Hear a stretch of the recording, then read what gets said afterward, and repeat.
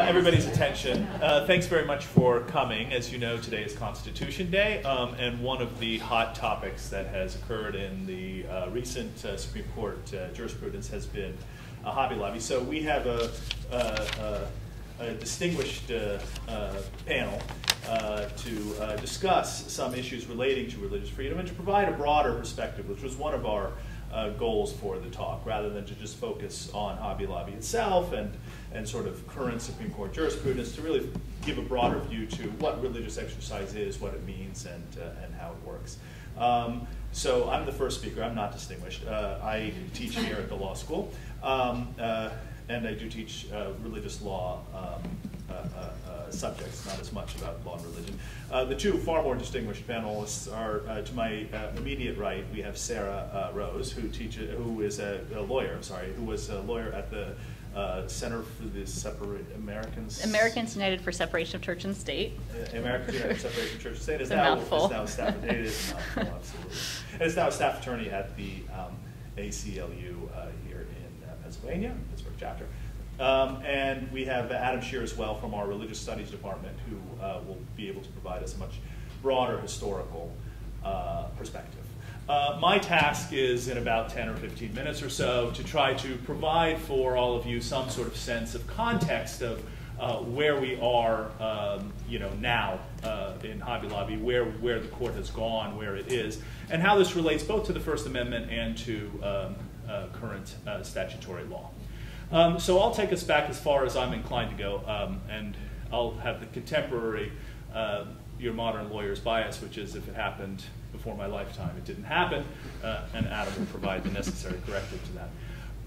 And I thought I would do this by trying to illustrate two different stories, which I think might evoke two different reactions respecting religious exercise and the extent to which there should be some level of deference there too. The first is a kid who plays in a public basketball league. And the public basketball league has a rule saying that people aren't allowed to wear headgear as part of the league. And he's a Sikh, and he wants to cover his head. And the league says, well, you can't play. You have to take the turban off, or you're not allowed to play. This is our rule. The second example is a pharmacist who takes the position that AIDS is God's punishment on homosexuals and doesn't want to prescribe anti-HIV drugs to a homosexual patient who walks in. And let me say what is similar about these two cases. And I expect that they would evoke very different reactions. I would hope they would evoke very different reactions. Let me say what's similar about them and where the area of contest tends to be in American law. And that tends to be not on, what's similar about them is they both involve what are called neutral laws, or what the court has called neutral laws of general applicability. And so what that means is that the law itself was not designed or written in a way that was intended to target a particular religious practice. There isn't really a debate, and my colleagues can provide much better, Adam can provide much better historical perspective on that, but there isn't much of a debate, at least in modern American law, in terms of what the free exercise clause means, that it isn't permitted, that it's a violation of free exercise, to pass a law that targets a particular religious practice. That is to say, a law such as France, which would say you can't wear this particular piece of clothing in public. This particular piece of religious clothing. You can't wear a burqa in public. You can cover your face if it's really cold outside or something. If it's not for a religious reason, it's one thing. But for a religious reason, you can't do it. Similarly, you can't wear a cross in the classroom, for example. There can't be a crucifix in the classroom. There can't be a Quran in the classroom. Whatever, right? To the extent that one is targeting a particular religious practice, I mean a cross on the person, right? Inside the classroom, you can have an establishment clause problem. But what we're talking about is an individual expression. To the extent that the intent is to restrict a religious practice itself as a religious practice, that always falls afoul of the free exercise clause. Again, I'm not talking about establishment clause where the institution itself is doing it. I'm talking about an individual choosing to practice the religion. What you're dealing with in these kinds of cases is what's called a neutral law of general applicability. The law itself is general. It was always intended to be general, not to target a particular group. But in so doing, it creates a burden or a conflict with someone's religious obligation. And the question then becomes, to what extent should there be an accommodation? And up until 1990, the Supreme Court was working under a set of cases, basically a standard that was best enunciated in the case of Shear v. Berner, where it would engage in a balancing test, and it would attempt to identify the interest that was being protected by the law in question, and it would attempt to identify the extent of the burden that was being imposed, and whether or not there were better means to sort of manage this divide. Was there another way, that is to say, to effect the purpose of the law without burdening religion? And it would proceed on this basis. And I would say plaintiffs had about a 50-50 success rate, at least in the Supreme Court. I mean, one could argue, but who wins? A person who refuses to work on Sunday and is denied unemployment benefits as a result because there was available employment, that person wins. Considered a substantial burden. The Amish win with the public education, I think in Wisconsin versus Yoder. Who loses the group of Orthodox Jews who want to open on Sunday. There's a law that says you have to stay closed on Sunday. They said, well, we have to be closed on Saturday.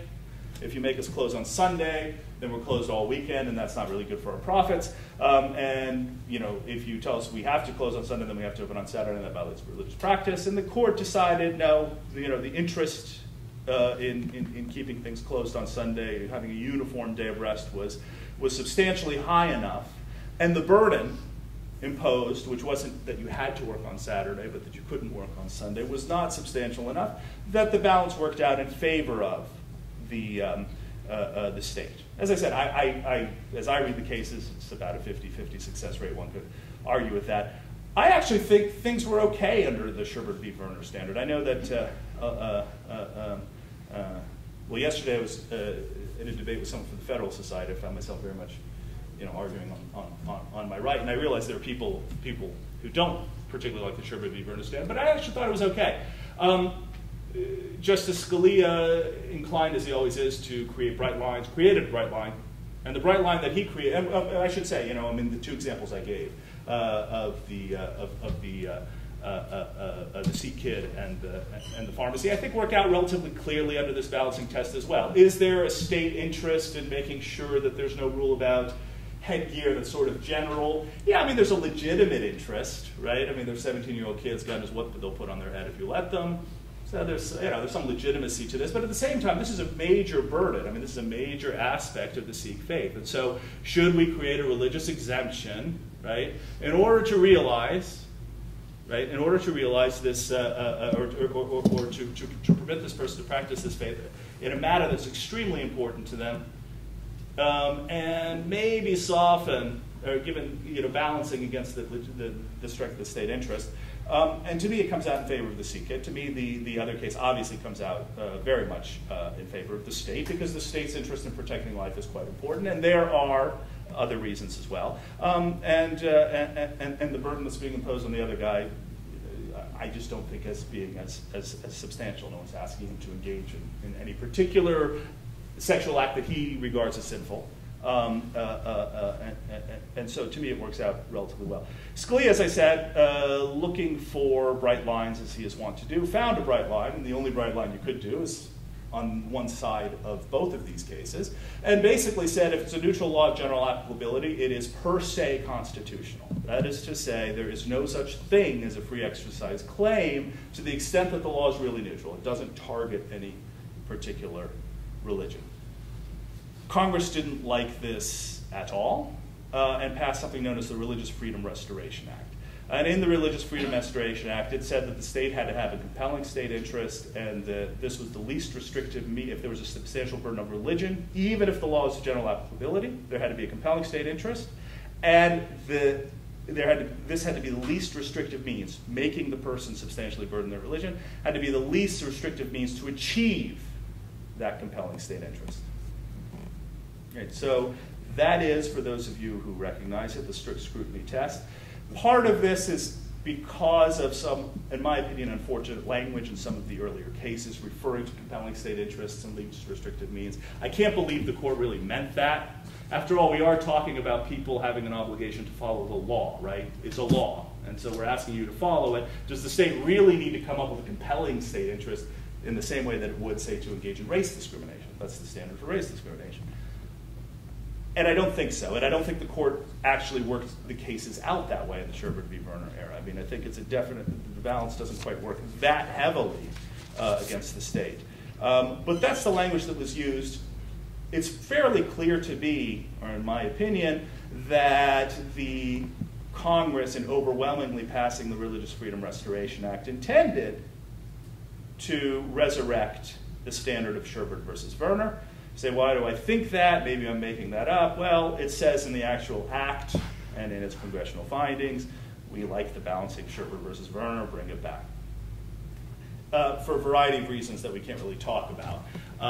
That law, the Religious Freedom Restoration Act, was struck down as against the states. Basically, it was supposed to be justified as a Section 5 of the 14th Amendment claim, and it doesn't really work very well as a way to sort of realize a free exercise right. Anyway, it's beyond our scope. It does apply vis-a-vis congressional acts, and that's really what was at issue in Hobby Lobby, because there's no real question that under a precedent written by Justice Scalia, so you can't really blame the secular progressives for this one, under a law written by Justice, interpretation of the 14th Amendment, the Free Exercise Clause, this was a neutral law of general applicability, right? It was a law that said that women are entitled to free birth control from for-profit employers, not free, excuse me, but it's, the insurance coverage has to include birth control, contraceptives, and all for-profit employers are covered by this. It wasn't intended to make Christians supply birth control. It was intended to grant women access to contraceptives, right? So it wasn't targeting religious practice, and there's no credible claim that it could be. This really rose under the Religious Freedom Restoration Act. What I find very interesting is that the court really, in its application of this, took the Free Exercise Clause, took the strict scrutiny standard that extremely seriously, and seemed to apply a test that is far more stringent than anything that was ever applied in Sherbert v. Werner. Effectively said that if you could find means, forget about the compelling state interest, it sort of assumed that, but it more or less said, first of all, on substantial burden, it said as long as the party thinks they're substantially burdened, they're substantially burdened, right? This is my religion, I feel this substantially burdens me, we're done, right? So it's an entirely subjective test that the court doesn't really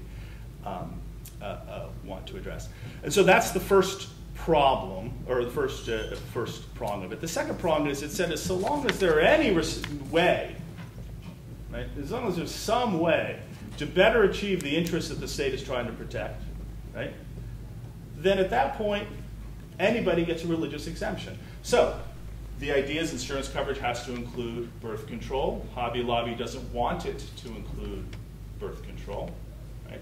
And so, so Hobby Lobby says, the substantially burdens our religion. That's part is now done. Now we're stuck in the strict scrutiny, right? Because they've said it, and so that puts us in strict scrutiny. As long as the government can find the least restrictive means, well, can it? Yeah. The first one that was offered, the government can just say we pay for it, right? If you say, Hobby Lobby, if you say you won't provide it because of a religious exemption, and we're not going to question that because it's too religious for you, I'm sorry, it's a sin for you, we assume that's a substantial burden, the state could always pay for it. So if the state could pay for it, then we're done. Now there are other means as well, certifications and the like that I discussed. But that's a remarkable decision. And I can't imagine it's one that's long-term workable. Because it does seem to me that it provides so many opportunities for religious exemptions and so many opportunities to evade generally applicable laws that I just don't understand how that could be workable. That's troubling in and of itself, although, you know, incoherence in Supreme Court jurisprudence is nothing new. What's more troubling to me is less, you know, I didn't talk about the for-profit corporation person thing, and I'm not going to, I'm out of time. But the one thing that I do want to add that's troubling to me is that one of the values in the compelling state interest that isn't really being considered, I think, and I think that's what Justice Ginsburg was getting at with blind spot, and maybe the majority have a blind spot, is the notion of anti-subordination being a compelling state interest. That is to say, if the pharmacist says to the homosexual, I'm not giving you drugs because I think AIDS is what you deserve, because God thinks that you should die, right? It's not just a matter of preserving life, right? Because you could find least restrictive means. You could say, well, you know, you're in whatever neighborhood, go to Shady Side. I won't even name. You know, go to Shady Side and you'll be fine. The pharmacist there is really protecting. Yeah, you could cross the street. But imagine you're a 17-year-old gay kid. I mean, how do you feel about this? And the law providing this kind of exception, and the law providing and continually providing opportunities for people to discriminate against other people, subordinate them, and providing not, let's say, it's not a matter of, okay, it's your right to speak or anything. It's actually your right to avoid a law that everybody else has to comply with, right? And in so doing, exclude and subordinate and preserve power. And I don't feel as if the majority really considered that possibility at all, as it was considering the Hobby Lobby case and that aspect of the denial of contraceptive coverage. So anyway, that's sort of a history of where the Supreme Court has been and where it is. It does seem to me that at the end of the day, there's always going to be, the only effective way to do this is to apply a balancing test. They tried a balancing test. I thought it worked. They got rid of the balancing test and went way, way in favor of the state. And now it seems as if, although statutory rather than the First Amendment, we've swung completely in the other direction. Thanks very much. Thanks. Actually, that's a nice transition to where I was going to begin. Can everyone hear me? For the future. So I want to thank Haider for inviting me to be part of this and to give a kind of historical comment, not a historical overview, but a kind of comment from the point of view of a historian who's not a legal historian and not a legal scholar. And so I'll leave mostly the legal analysis to the people qualified to do it. But I did have a couple of sort of thoughts to begin with about the Hobby Lobby case. And that is, and it sort of does pick up a bit from where Haider left off. This is really an accommodation case and framed that way. But there's another view of it which I think can be found in some parts of the public reaction, that this is a workplace case as well. Hobby Lobby being a workplace and this being a discussion of what employees are going to get or not get by virtue of their being employees of Hobby Lobby and not somewhere else. And so although the way the case was framed and the way that was accepted from what I can see as a layman, that it was framed as a question of accommodation of the religion of the employers, right? So it's not directly a case of employment discrimination or workplace discrimination, but it would be very easy for employees of Hobby Lobby and those sympathetic to them, whose religious beliefs or non-religious beliefs permit the use of contraception, may feel that this is a case, in fact, where the employer is religiously coercing the employers. And I don't know if you are going to want to pick, or sorry, the employer is religiously coercing the employees, right? So there is a view in which this is about the rights of employees versus employers in a workplace setting. And I guess there's the argument they can go across the street and work at Home Depot instead. But that could be construed as a burden in an economy where you can't just walk in anywhere and get a job. So I think what the case raises, now stepping back and something completely different, maybe from left field, but maybe will be relevant from a legal perspective, is that I think the case raises a set of questions about whether we're seeing a kind of shift. If this keeps, Haider doesn't think it's going to keep, but if it keeps, whether it's going to pretend a kind of shift or change away from a consensus, or what I think has largely been a consensus within American society that has been contested at the margins in the legal system, which is that workplaces, other than a few specific kinds of religious institutions like a church, are in the public domain, right?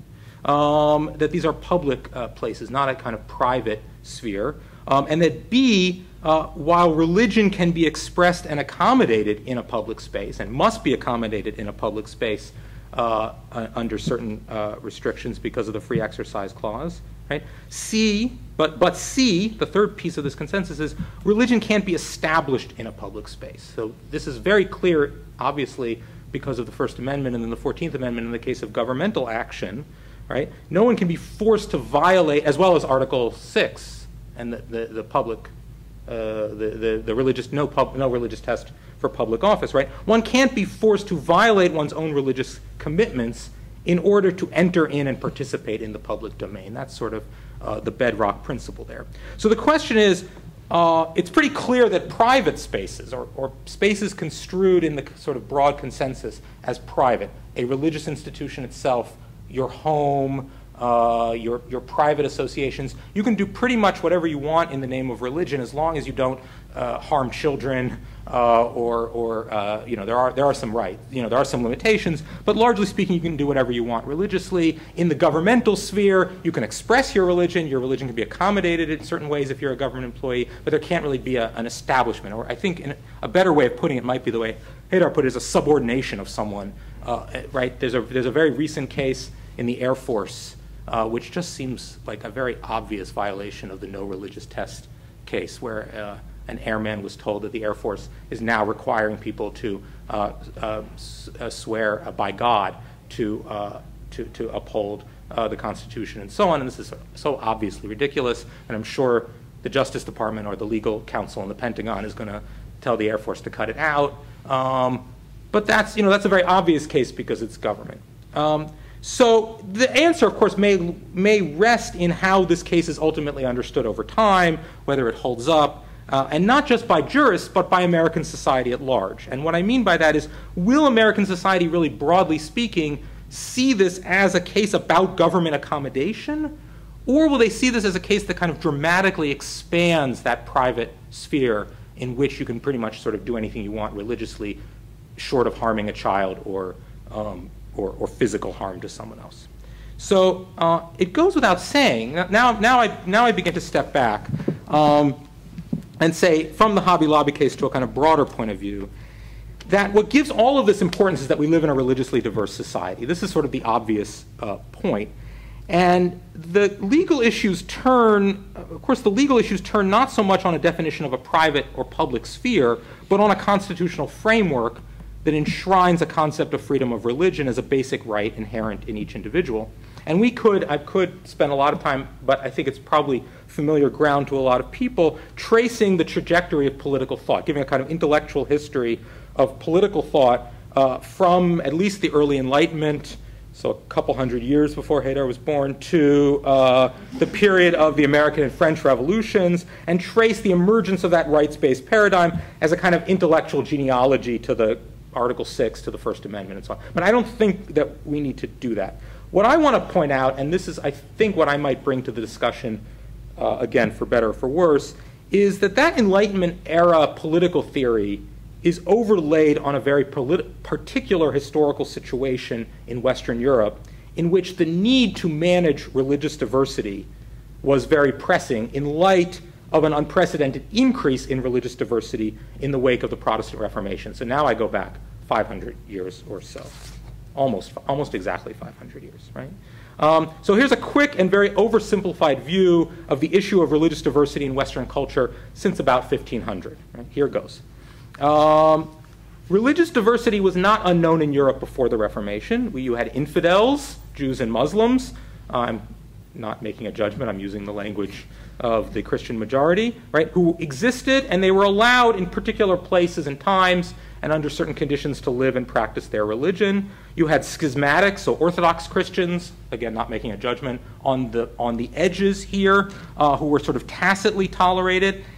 Heretics, however, were not tolerated. And heresy was by definition a version of Christian belief that simply could not be allowed. It was too dangerous. It had to be removed, right?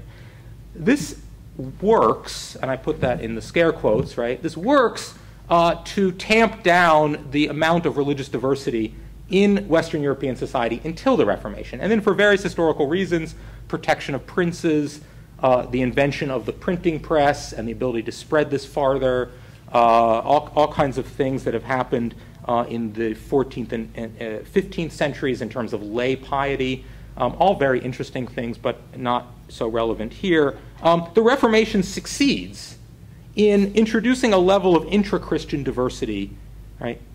In which you might consider the other types of Christianity from your own to be heretical, but you can't get rid of them without war. And then they tried that a lot, right? They did try that, and things were very bloody for a while. So this is not a simple and easy transformation. I'm not trying to give you a Whiggish view of history in which everything gets better. In fact, I'm going to be pretty pessimistic at the end. You can't get rid of the other, right? And so Protestant confessions gain a place alongside Catholicism almost everywhere except Spain, Portugal, and Italy. Protestant confessions gain a place alongside Catholicism, sometimes sharing a city, sometimes side by side, city, countryside, sometimes in neighboring polities, sometimes in the same state. So if you are the political elites, if you want to prevent conflict, you need a way to manage this. So there's a very pragmatic, practical realpolitik idea here, right? I should add, in case anyone thinks otherwise, that medieval and early modern Europe was never theocratic in the sense that the church directly ruled. There was a religious ecclesiastical law and governance, and there was a secular authority, which had to be Christian, but which exercised temporal authority. So the notion of a secular sphere of authority that was not directly controlled by even the officially established religion, right? This is well established. And in fact, the Reformation in some ways continues and intensifies this split between a temporal or secular authority on the one hand and a religious authority on the other hand, right? The prevailing idea is that the king, or the highest temporal authority, has to be of the same religion as the established church. But in practice, the temporal authority very often goes much further in extending that realpolitik or pragmatic de facto toleration than the ecclesiastical authorities might like.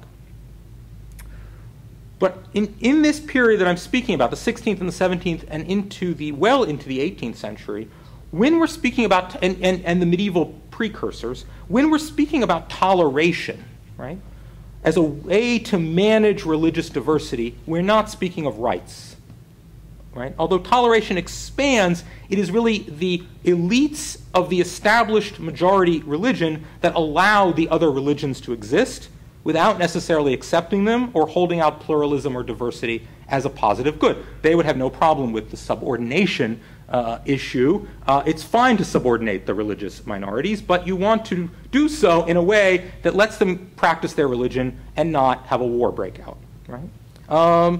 And this pre-exists the Reformation in the medieval toleration, as it were, of Jews and Muslims in various historical contexts within Latin Christendom. In a sense, you can see the rhetoric of rights in the Enlightenment that emerges in the Enlightenment that goes into our constitutional DNA, not as an extension of this, but as a reaction against it, right? A reaction against pragmatic or mere toleration. Thomas Paine makes this argument. Arguably, according to Martha Nussbaum's reading of George Washington's famous letter to the Jews of Newport in 1790, George Washington makes this argument. I'm not 100% sure I agree with her reading, but that's what she says.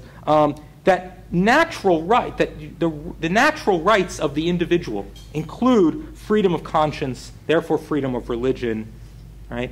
And it's inherent in the individual, and it's not about a practical concern of the elite, and it's not a generosity of the elite. It's inherent in the individual, and that has to be enshrined.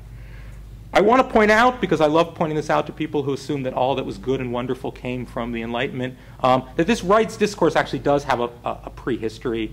The best example I can think of is that in about 1515, right on the eve of the Reformation, Johannes Reuchlin is a great jurist, a law professor in Tübingen, I believe, and a very famous scholar of Greek and Hebrew, as well as being a law professor, is called on by the emperor in the Holy Roman Empire to render his opinion about whether or not a confiscation of Jewish books, Jewish books, Hebrew books from Jewish owners by ecclesiastical authorities for the purpose of censorship and expurgation was legal. And Reuchlin gives a lot of reasons why this was a bad idea. Theologically, the Christians actually need these books. The Christians need the Jews to have these books. But one of his most interesting arguments is he says that if Judaism is a licit religion under the Roman law framework that the Holy Roman Empire has inherited, and it is, according to Roman law, always was and has been and will be a licit religion, a legal religion, then you have to give the Jews the means to practice their religion, and these books are essential to their practice of the religion. And as fellow citizens, citizen means something different in 1515 than it does now, but he uses this terminology, right? The Jews have rights, and they have a right to practice this religion because it's legal, and they have a right to the books that will aid them in practicing this religion. So you can find a kind of prehistory to the rights language. The rights discourse, of course, ultimately prevails in post-Enlightenment liberal democracies. It gets enshrined in our Constitution and as well, of course, in the extra-constitutional sort of founding documents. Within the rights discourse, there are two traditions that come down, and here I think Haider talked about this very well. You have a kind of neutrality, which can be traced to Locke, and you have the accommodationist principle. Right? The neutrality says if it's a law of general applicability, it's not in violating anyone's inherent right. The other says the inherent right must be respected and accommodation. And accommodationist has largely won the day in the U.S., at least up until 1990, and then again until a few months ago. But again, rights discourse focused on the individual does not necessarily do the work that you might want it to do to manage diversity or to tamp down or prevent conflicts, right? And in fact, if you have too much focus on the inherent and unlimited right of the individual, you get conflict, and so that's why we always have the notion that my right to swing my fist ends at your face. I can't yell fire right now because this is a somewhat crowded room, and so on, right? So there are limits on rights, but to some extent, if you give a lot to this rights discourse, you may actually lose some of the tools you might want to manage diversity, religious diversity, which becomes a permanent fact of life after the Reformation and is very much a feature of the American situation. So what emerges in the 18th and 19th century, not only in the US, in Europe as well, is a broad reframing, at least among the modernists or the liberals or those who are advocates of equality for religious minorities, so the people advocating for equality for Jews in Europe or non-conforming Christians in England or Catholics in the US and so on, seize on this. There's pushback from traditionalists, theologically conservative Christians, and some others.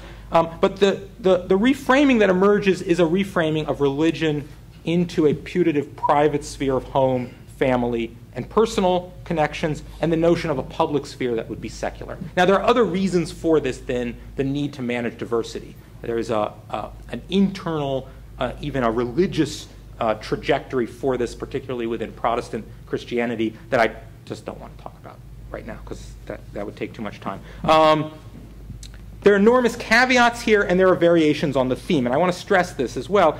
You can have a public sphere that has a state religion, has funding for the state religion and to other religions, but the idea is that these religions will stay out of overt political expression, right? In another model, you would not have an established religion, you would not have funding for religious activity from the state, but on the other hand, you'd have a lot of tolerance for public expression of religion, including offering religious justifications for policy views. That one should sound familiar. That's the one we have. And another pattern would be France, which we've already talked about, which has this very rigorous notion of laïcité, a word you can't really translate. It means something like layness, or it really, I think, actually betrays the anti-clerical focus of a lot of French Enlightenment discourse. But where you would have little or no tolerance for public expression of religion, although, in fact, even in France, you can have some state funding going to private religious bodies. And the theory does not always match the practice, and nor does it always overcome prejudice. And I think the French laws about the burqa and headscarves is a really good example, right? In many places, they banned headscarves and burqas as violating the laïcité of the public, but they allowed small crucifixes to be worn or nuns' habits in school. So the French case, though, if you at least think of the theory of the French case and not the practice, right, you could argue that the rights paradigm that they adopted was very much the Lockean neutrality, right? But they combined that with the idea of a rigorously neutral and secular public sphere in which you really wouldn't want to see any expression of religion. So I'm coming to the end. On the other hand, the idea of a secular or religiously neutral public sphere and a private religious sphere is arguably problematic from the very beginning in terms of American-style accommodationist policies. Right? It's created by and based largely on Protestant notions of what Christianity should be. It slots religion into the areas of life that fit most Protestant versions of Christianity, not all. And so it may not fit very well with Sikhs or Jews or Muslims who may have a conceptualization of practices or areas of life that are considered religious burdens or obligations or necessary religious expressions, and that would come under the purview of their religious obligations, right?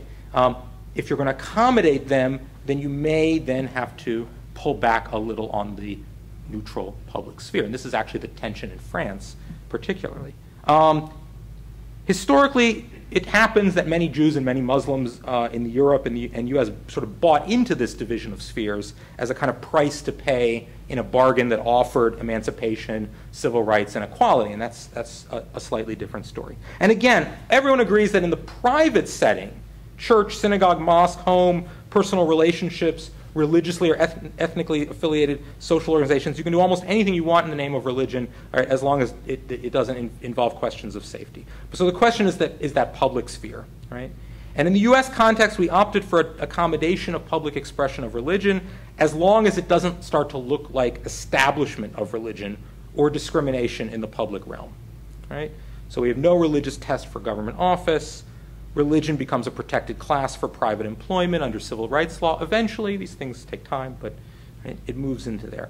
And so the secularity of the public sphere in the American context looks or is framed mainly as protection for the religious person, and particularly historically for religious minorities, right, versus the potential subordination from the majority. Right? Rather than laissez-faire model of secularity in France, right, where it's the secularity of the public sphere is framed more as protection of the society from religion, as opposed to the protection of the religious person from what the religious majority might do. So the $64,000 question is, what goes in the public sphere and what doesn't, right?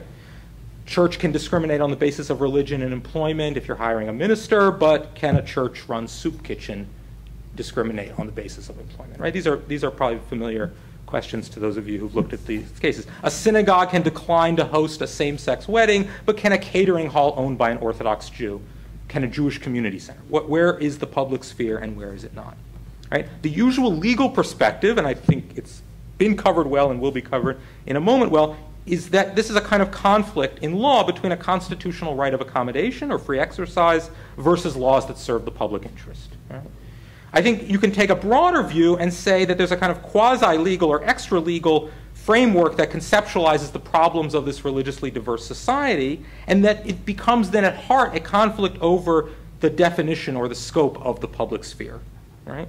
So a large private employer, so I'll go where Haider didn't in terms of the Hobby Lobby case, a large private employer without an explicitly religious mission looks a lot to a lot of the public like public or secular space. Right? To the employees, to the customers, and so on. Right? The Hobby Lobby owners argued, right, that as a private business, not a publicly held corporation, it was an extension of themselves and thus private and thus could be marked out religiosity. So where I think maybe Haider was distinguishing the public employer versus private employer, for the privately held versus the public corporation issue, and marking that out as maybe distinct in the case from the accommodation thing, I would argue that in sort of the broader, the way this affects the broader consensus, they're actually, I think, intricately linked in terms of whether you're going to conceive of it as public or private space. So, sorry, final comments from the extra-legal perspective. Ironically, it was really Protestants, as I said, among other religious groups in Europe or the US, that pushed this notion of religion going into the private domestic sphere. And in a sense, here you have Protestants pushing back, or at least arguing for an expansion of the domestic sphere. Right? Secondly, of course, the scope of what a business is has changed. Right? In the 18th, early 19th century, there's no national chain store on the scale of a Hobby Lobby. Right? So what's interesting here is, in a sense, the Hobby Lobby owners are arguing that this still belongs in the private or domestic sphere.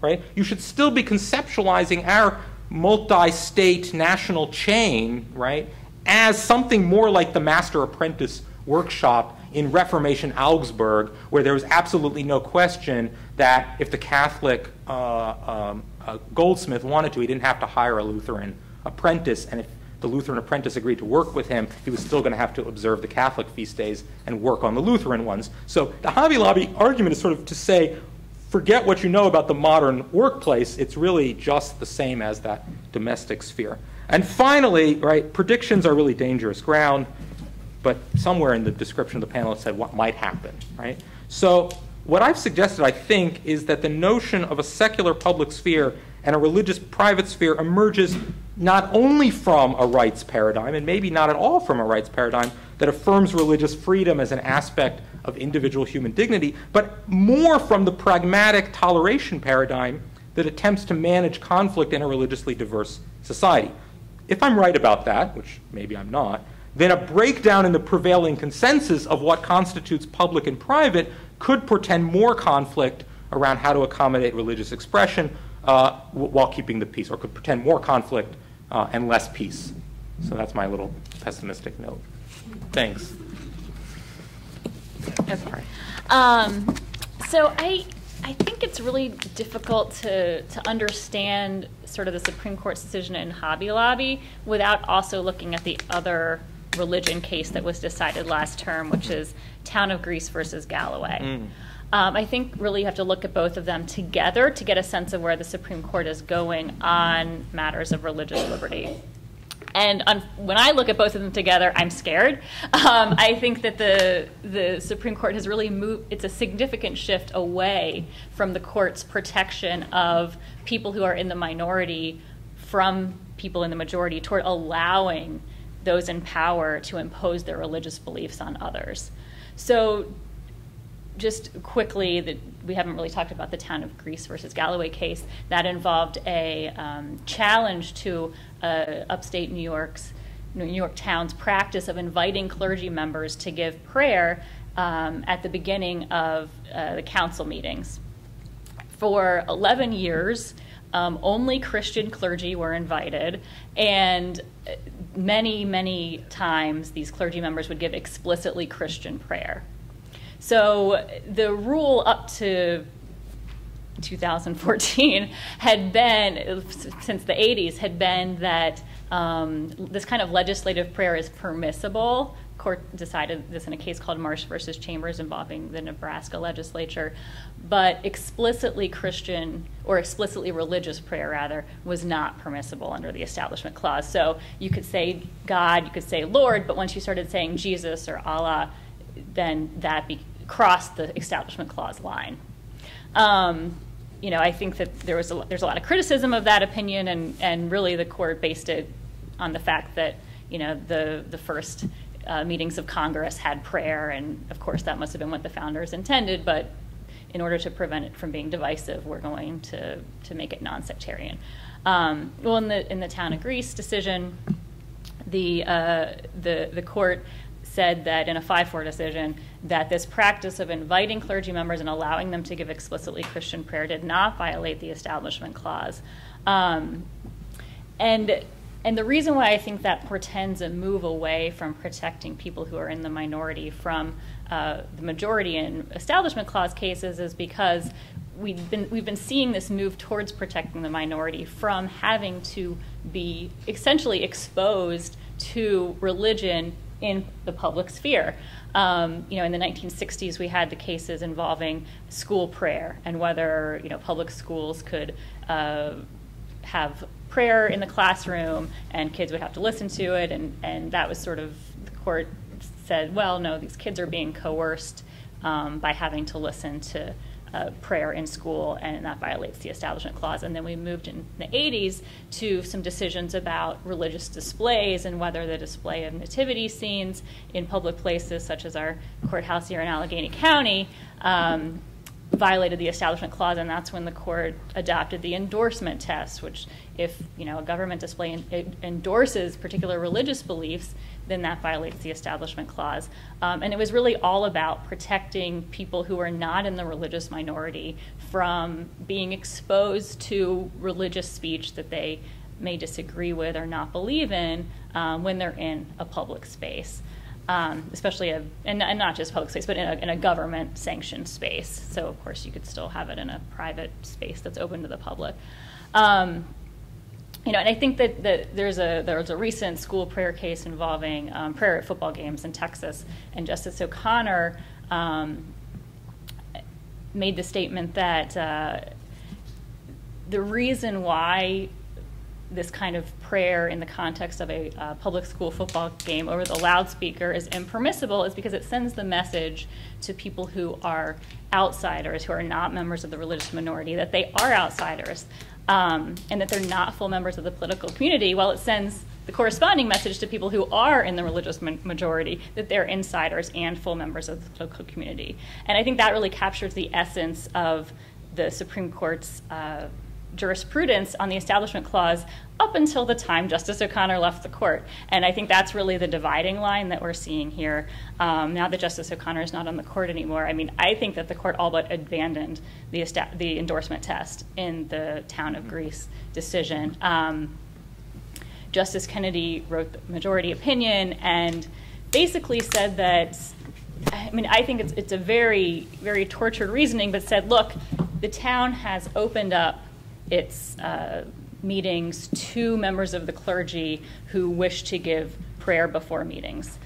Kind of just putting aside the fact that the only people who'd ever been invited for 11 years were Christian, and that the only prayers that had ever been given that were sectarian were Christian prayers, sort of brushing that aside and saying, well, the town has opened up this forum to ministers and other clergy members who want to give prayer, and the government can't interfere with that once they've opened it up. If the government's going to tell these clergy members what they can say, then that's going to violate the clergy members' free exercise rights. I actually think it's more of a free speech analysis, and you can see some movement of the court towards treating matters of religion more as speech. There were some cases decided in the 80s and 90s about whether religious speakers have access to certain school facilities, and the court has said, well, once you create this kind of forum, you can't distinguish between religious speech and non-religious speech, and you have to open it up to all.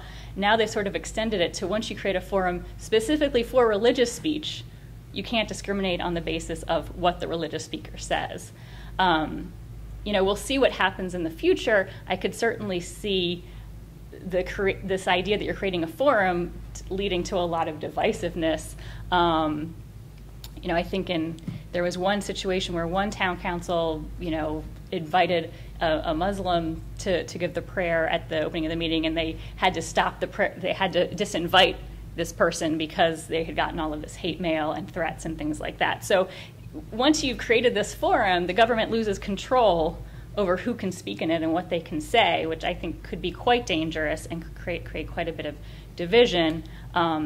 In places where you have more religious diversity. In places where there's very little religious diversity, religious minorities are very unlikely to be involved in the prayer practice at all.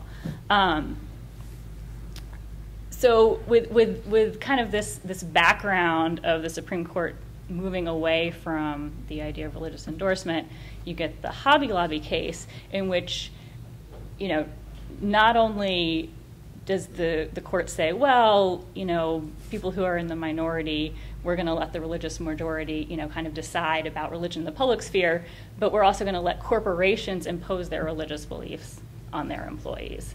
And I think the essential part of that case is the court's decision about what constitutes a substantial burden.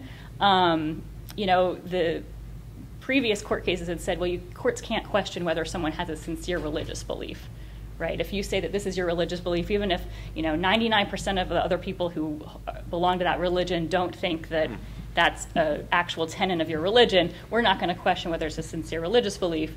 But I feel like they took that one step further in Hobby Lobby to say, not only are we not going to question whether your religious belief is sincere, we're not going to question whether you think this government regulation imposes a substantial burden on your religion. So in this case, you have a corporation with 13,000 employees saying that we don't want to comply with a law that requires us to purchase a health insurance policy for our employees that covers contraception. That seems like a far stretch to be a substantial burden. Almost anything could be a substantial burden on your religious belief under that standard. And so basically, if you say that a government regulation substantially burdens your religion, you automatically get to the strict scrutiny part. You know, it's hard to imagine any situation where someone says this is a substantial burden, but it's not. But the court doesn't go ahead and apply strict scrutiny to that. So we have a case coming up next term that the Supreme Court's going to hear oral arguments on, I think October 7th, involving a Muslim inmate in an Arkansas prison who wants to grow a beard. Now, it's going to be very easy for him to establish under Hobby Lobby that the prison regulation that prohibits inmates from having beards imposes a substantial burden on his religious beliefs. The question for the court is going to be whether the state has a compelling interest in imposing that burden and whether its rule prohibiting beards is narrowly tailored. There are 39, I think at least 39 other states that allow inmates to grow beards for religious reasons. So it may be difficult for Arkansas to establish that it does have a compelling interest, although, the kind of all rules are off when it comes to prisons. So courts tend to be pretty deferential. But, some people have said, well, that kind of gives the court an easy case to show its commitment to, well, I guess what we'll call free exercise, even though it's under the prison case is under the Religious Land Use and Institutionalized Persons Act, and Hobby Lobby is under the Religious Freedom Restoration Act. It kind of gives them an easy case to say, look, we are committed to religious freedom, not just for corporations, but for prison inmates, because, look, we're going to rule in favor of this inmate. But you never know where the court's going to go. But ultimately, in terms of the Establishment Clause, I think that any advocates in favor of the Establishment Clause are going to be very wary of bringing any cases to the court, because it's the Town of Greece case just shows that the court is going to look very unfavorably on Establishment Clause arguments in the future. I think the only ones that may have any success in the Supreme Court are ones dealing with schools, because Justice Kennedy has been more concerned about the coercion of students in schools. In the Town of Greece case, he really discounted this argument that people, you look at a town council, I've never been to one, sometimes 5 people show up, 10 people show up. It's a very small number of people who are in the audience, and the people that are there tend to be people who need the council to take some action on an issue that they're concerned about. But the majority opinion just sort of dismissed the idea that those people would feel coerced to participate in the prayer. They said, well, they can leave the room, they can, they can not stand up, they can not bow their head, they don't have to participate in the prayer, it's not coercive. On the other hand, you have Justice Kennedy, I think, recognizing that prayer in a public school context, like in a graduation ceremony, is coercive because of the age of the students. So there seems to be a strong demarcation between adults and kids. But the one thing that I think that the Hobby Lobby decision will be limited to the extent that the Religious Freedom Restoration Act is a federal law and only applies to federal laws. 19 states, including Pennsylvania, have their own versions of the Religious Freedom Restoration Act. But of course, those would be decided by the state courts, which could adopt a different interpretation. And I don't think Pennsylvania has adopted nearly the kind of broad interpretation that the Supreme Court has adopted under our Religious Freedom Protection Act. So the impact, I think, of this broad accommodation for corporations and others' religious freedom rights is going to be limited just by the fact that the law is there's not that many federal laws that would impact. One of the things that people look at is the states that have non-discrimination laws on the basis of sexual orientation, and there have been challenges to for example, the wedding florist or wedding caterer who doesn't want to bake a cake for a gay wedding, and whether they are in violation of these non-discrimination laws, and then if there were a federal non-discrimination law, then I think they'd have an argument that they should be exempt from the non-discrimination law. but under the Hobby Lobby decision. But right now, one, we don't have a federal non-discrimination law, and two, this law isn't going to apply to the Hobby Lobby decision doesn't apply to the states in terms of their own religious freedom protection laws. So in that sense, it may be limited, but in another sense, I think that the courts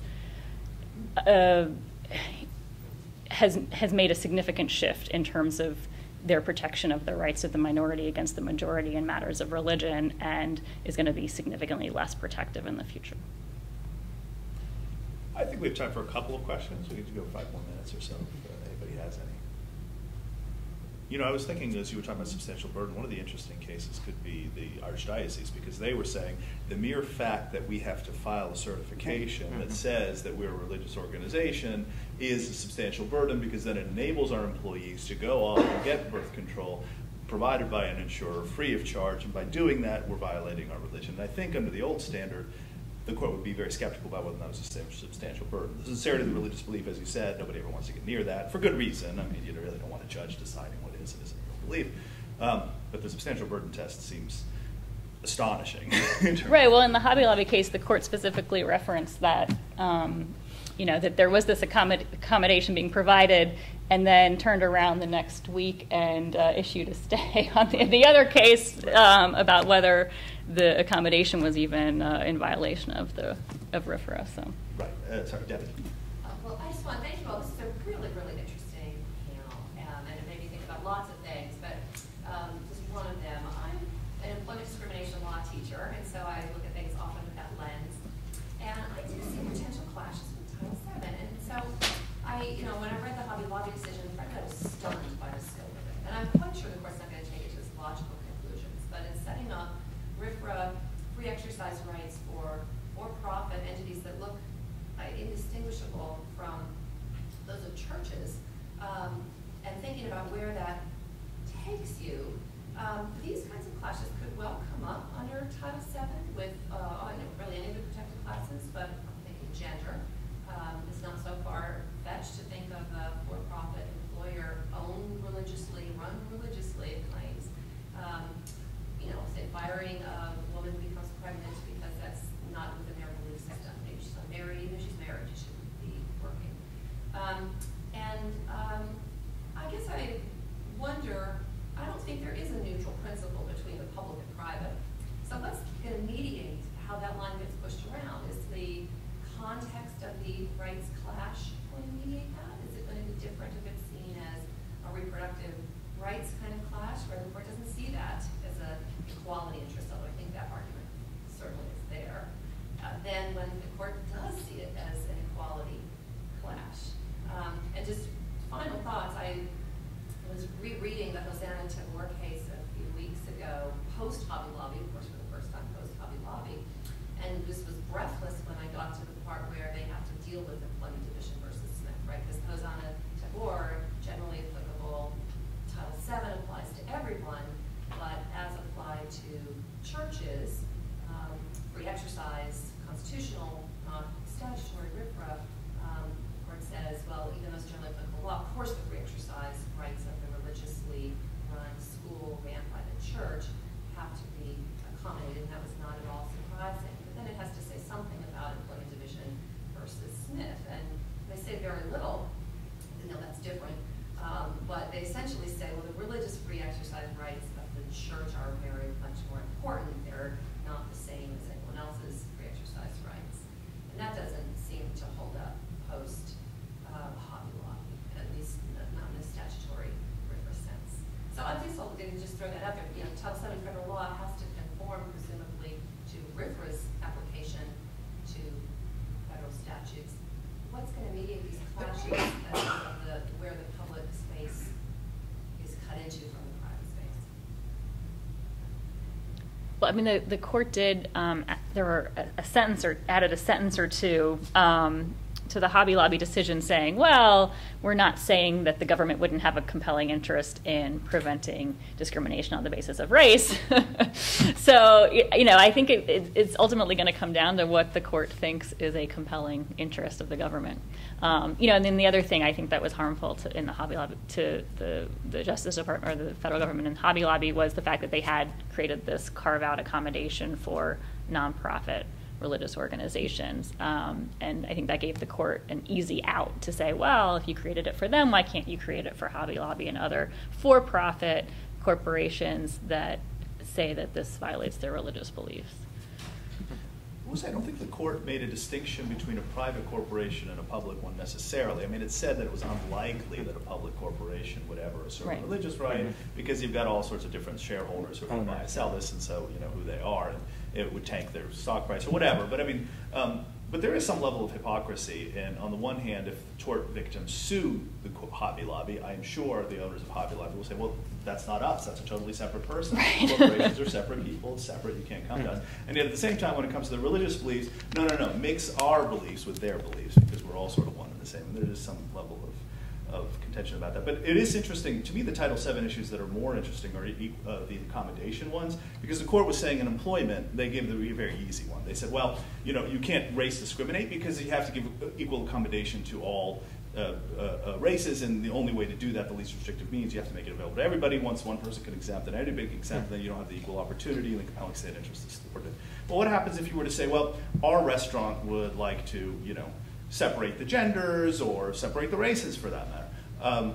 You know, could you really say that granting a religious exemption while at the same, in particular zoning areas, perhaps you could say, you know, I mean, is this a less restrictive means? And once you go down the road of strict scrutiny, I agree with Debbie, I don't see how that could possibly survive. I mean, the court's not going to go that way, and so it's going to end up in some level of incoherence where certain interests are more compelling than others, certain religions are more important than others, and certain beliefs are. And so I think we're heading towards some level of incoherence.